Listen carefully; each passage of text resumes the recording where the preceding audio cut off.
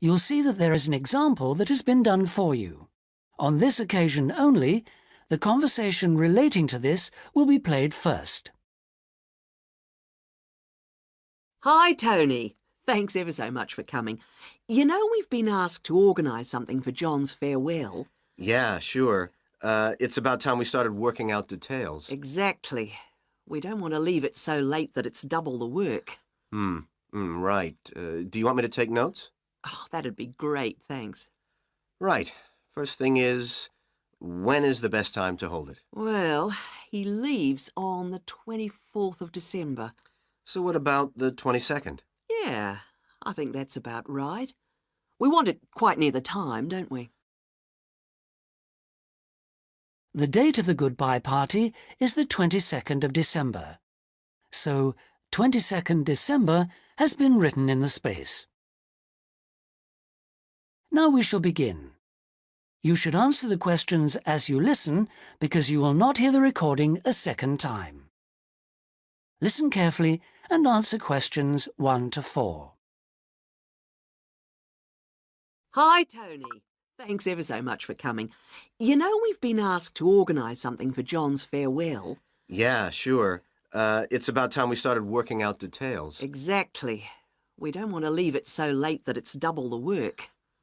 Right. Do you want me to take notes? Oh, that'd be great, thanks. Right. First thing is, when is the best time to hold it? Well, he leaves on the 24th of December.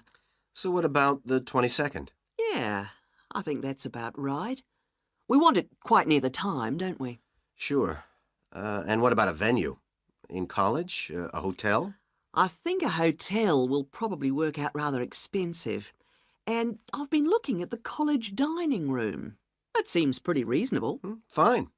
Yeah, why not? And then we ought to be thinking about invitations.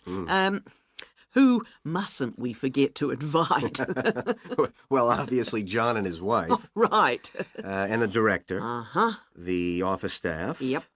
And all the teachers and all the students. Anyone else? Faculty heads? No, better draw the line. I don't think it's necessary. Yeah, you're right. I don't mind writing the invitations. When shall we get them out for? Enough time, but not too early. What about the 15th of December? Well, there are exams on the 16th. Better avoid them. 10th? Yeah, that should do it. Before you hear the rest of the conversation, you have some time to look at questions 5 to 10.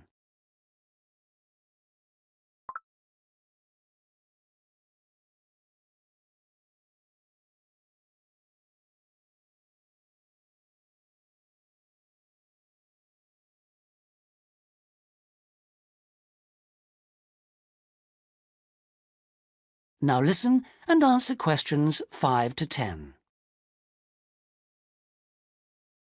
So, what does that leave? Oh, yes, a present. Would you mind doing that? No, not at all.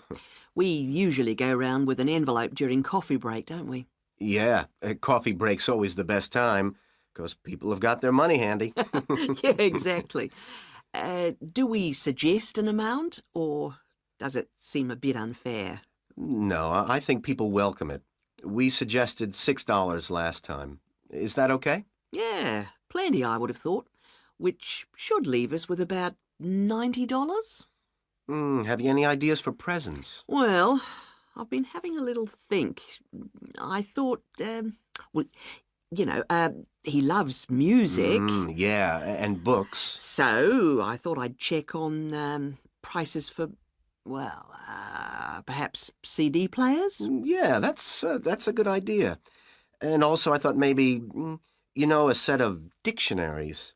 I heard him say he needed a good one. The other thing he was saying last week was that his computer printer had broken. No, I'd be really frightened about getting the wrong type. Okay, yeah. The other thing is something for the home. Jill suggested a coffee maker. Oh, yeah. I'll certainly find out what they cost. Okay. Have you got all that down? Yes. Now, we need to think a little more about the money. I know we've got a set amount from the social fund. Right. What does that cover? It's meant to cover the cost of the room Yeah. and a certain amount for food. And also drinks? Oh, yeah, certainly. But will it be enough? What we've done in the past is to ask guests to bring some snacks. Right. We don't ask them to bring more drinks because we figure that should come from the social fund. Okay. Anything else for the guests to bring? Well, some music, Hmm. because there'll be a tape deck there in the room, and we can have some dancing later on. Anything else? Well, it's just a thought, but a couple of years ago we had a really good party where we set up, some simple games. Yeah, great. Wasn't it based on photos from the students and teachers? That's right. So we should ask the guests to bring photos. Okay, I'll put it on the invitations. Now, the last thing is, who shall we ask to do the speech? Don't you think it might be nice to have one of the students?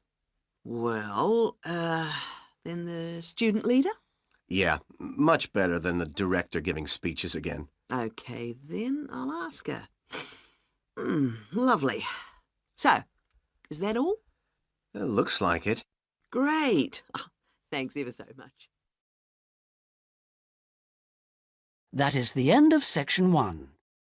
You now have half a minute to check your answers.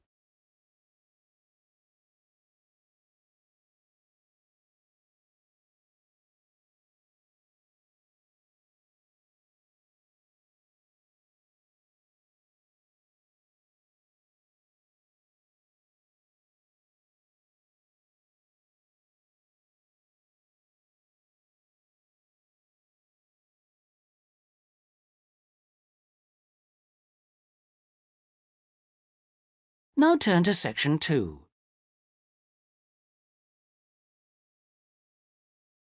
Section 2. You'll hear a pre-recorded message on the Travelite Travel Agency information line. First, you have some time to look at questions 11 to 15.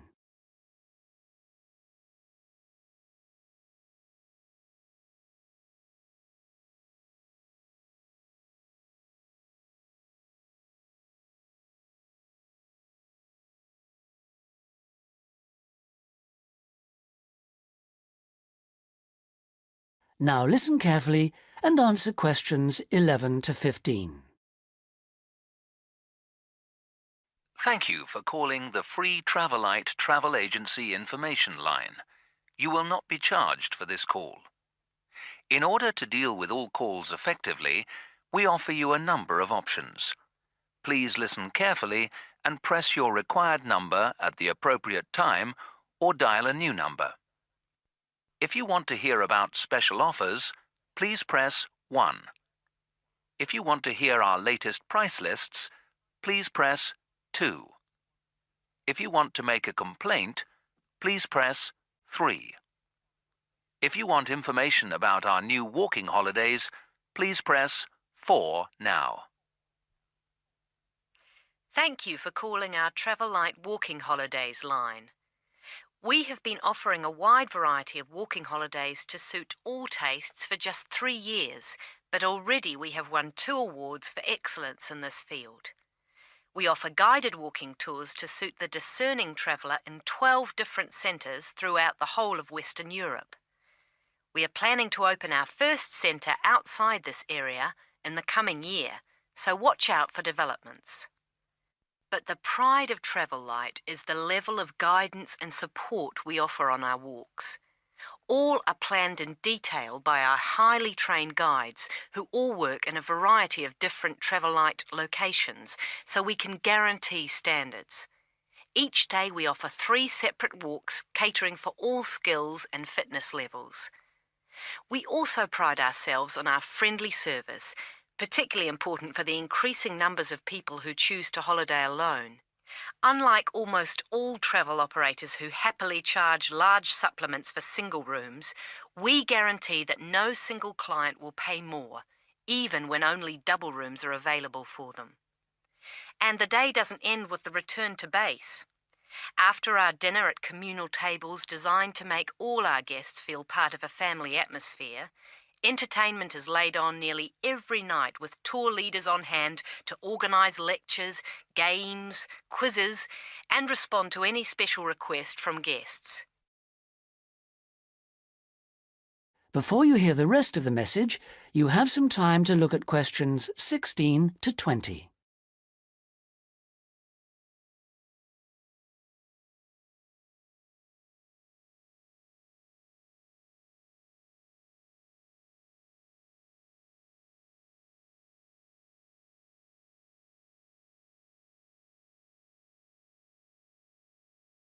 Now listen and answer questions 16 to 20. The following is a summary of costs and special inclusive offers on holidays for the coming summer. We have 3 lengths of holiday: 3-day, 7-day and 14-day. The 3-day holiday costs $180 for all accommodation, food and walking, and for the first time this year, we are including in that price the cost of picking you up from the nearest station. The 7-day holiday costs $350 per person and, as well as including the offers of the 3-day holiday, also includes a magnificent book giving the local history. On top of that, we are able to include free maps for you to better enjoy the walking and even plan in advance if you wish. For the 14-day holiday, our special price is $690 per person, and that includes all the offers for the 3- and 7-day holidays, plus membership of a local walking club, so you can better enjoy the full flavour of the local life. For further information, please contact your local travel agent. Thank you for calling the Travel Light Travel Agency Information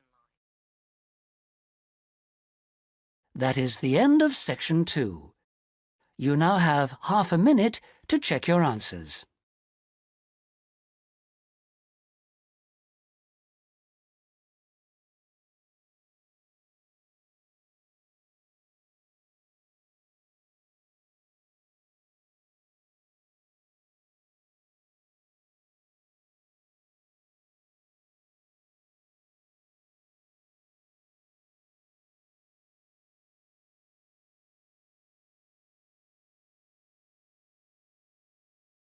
Now turn to section 3.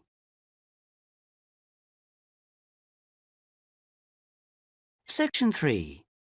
You will hear a conversation between 2 students who are studying to be teachers, talking about science experiments.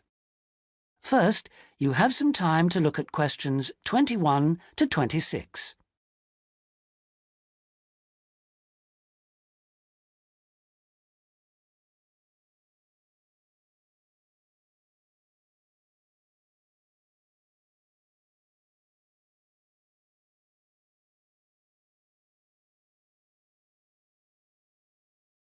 Now listen carefully and answer questions 21 to 26.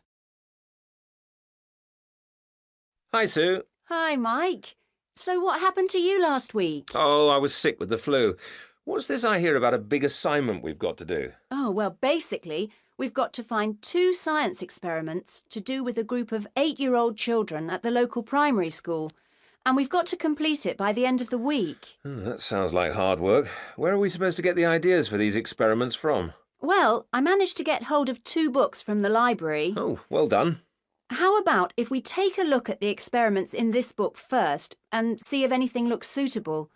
I can make notes as we go about equipment and the purpose of the experiments. OK, let's see. The first experiment is called Make Your Own Hovercraft, which sounds very ambitious. Mind you, you only need 20 balloons and a table. You don't need any special engines or anything like that. What do you do with it all? You blow up the balloons and you balance the table on them, upside down, of course, and the kids get to ride around on it. You know, the other kids sort of push them around the room. The main purpose is to show how hovercrafts work and how things hover around on just a cushion of air. OK, that doesn't sound too bad. OK, ready for number 2? Mm-hmm. Now, this one is called Unusual Measures of Length. and you basically use lots of paper clips.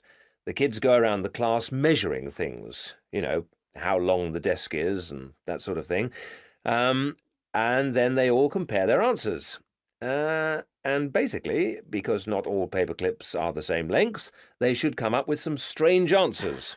It's supposed to demonstrate the importance of having fixed units of measurement. Yeah, that's not bad.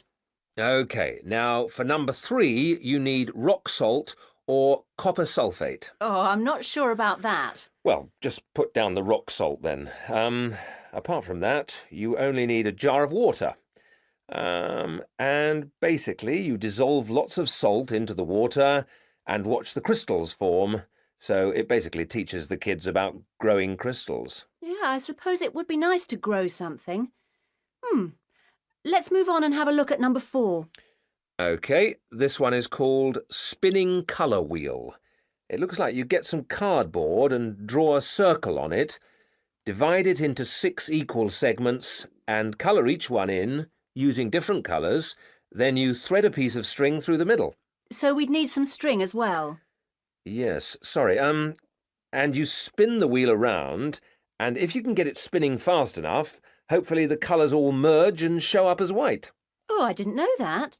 What's the principle behind it? Well, it's pretty elementary physics, really. It teaches them about how white light or ordinary light is made up. Well, that doesn't sound too bad. Now, there's only one more left in this book, isn't there? What does that one say? Well, it's another one where they'd get to make something. Sounds very interesting. You need quite a lot of equipment, actually. A hand drill, an old record, a pin or needle, some paper, and a bolt. Go on. What do they have to do? Well, they basically make a record player. The main idea is to teach them about recording sound. But hopefully they'd also see that you need motion and an amplifier to make the sound heard. OK, well, it does sound interesting. Shall we go through all of those again and decide if any of them are going to be suitable? Before you hear the rest of the conversation, you have some time to look at questions 27 to 30.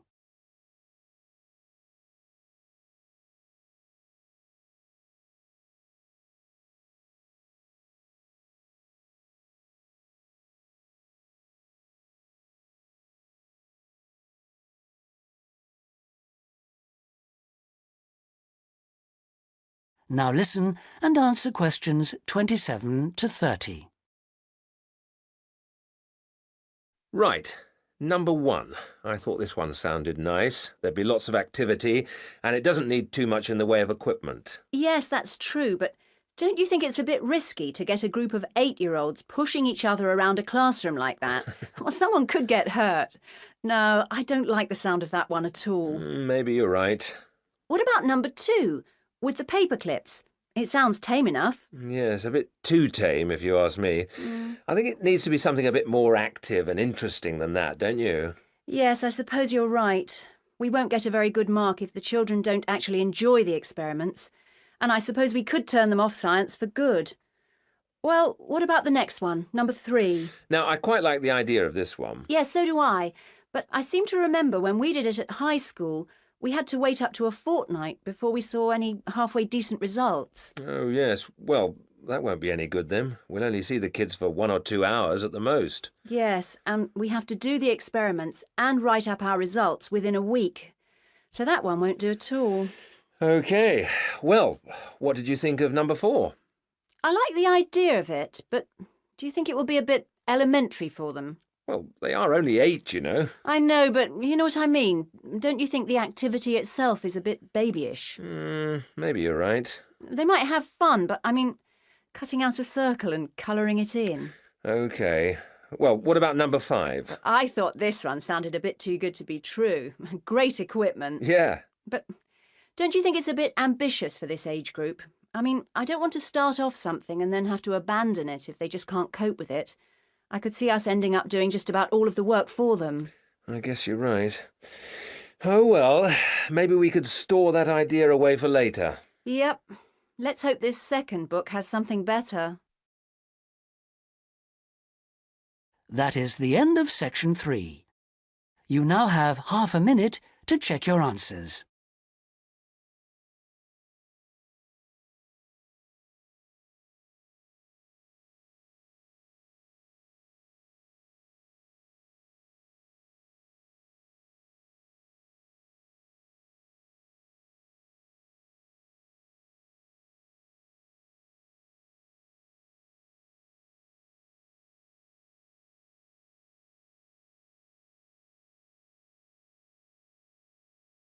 Now turn to Section 4.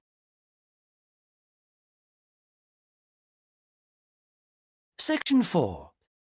You'll hear a lecturer talking about the meshing of sharks in Australia. First, you have some time to look at questions 31 to 40.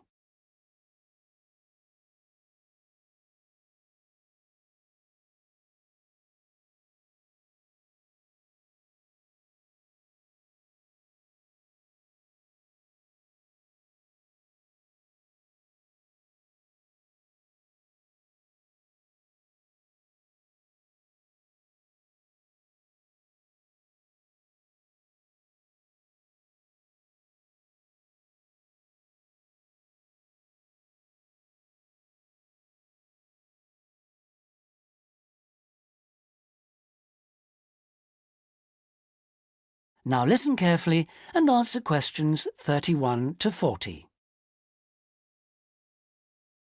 Today we're going to look at one of my favourite fish, the shark.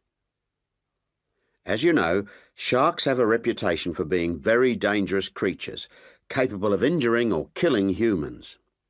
And I'd like to talk about sharks in Australia. Sharks are rather large fish, often growing to over 10 metres, and the longest sharks caught in Australia have reached 16 metres. Sharks vary in weight with size and breed, of course, but the heaviest shark caught in Australia was a white pointer. That weighed 795 kilograms. Quite a size. Sharks have a different structure to most fish. Instead of a skeleton made of bone, they have a tough, elastic skeleton of cartilage.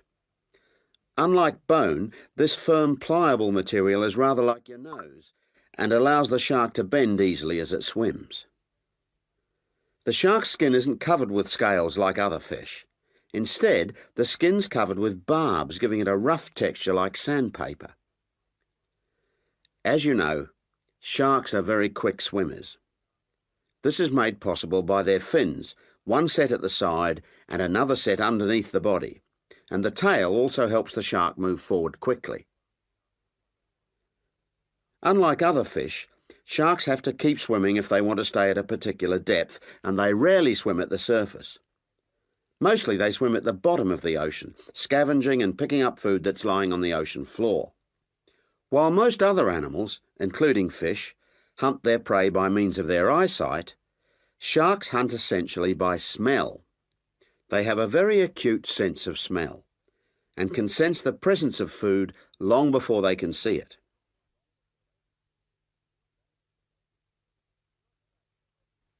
In Australia, where people spend a lot of time at the beach, the government has realised that it must prevent sharks from swimming near its beaches.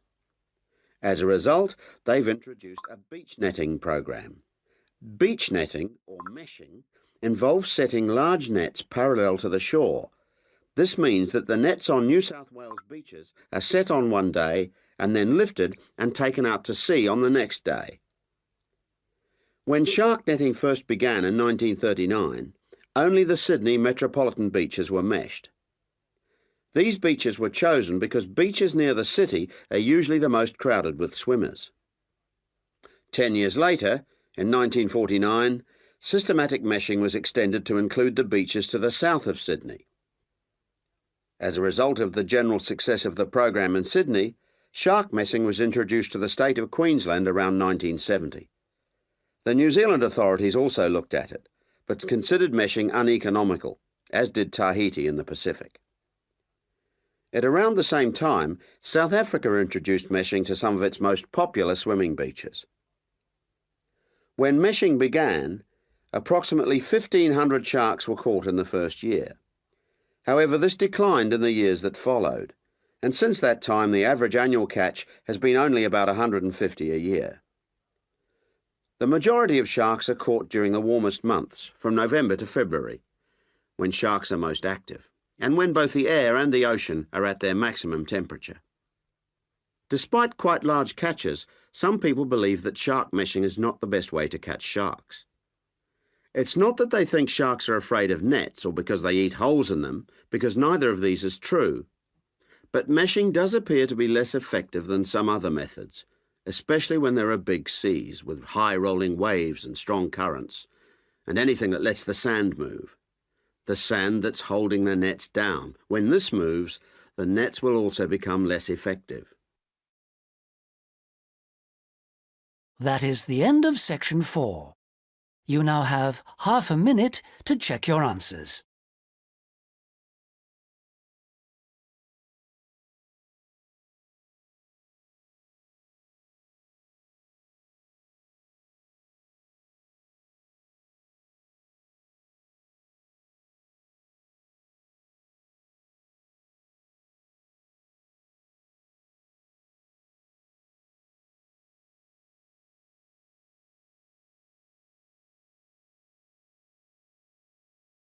That is the end of the listening test.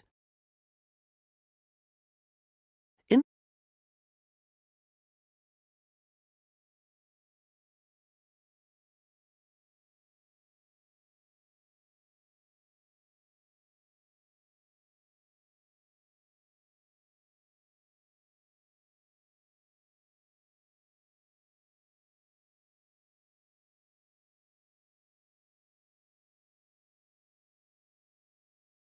IELTS test, you would now have 10 minutes to transfer your answers to the listening answer sheet.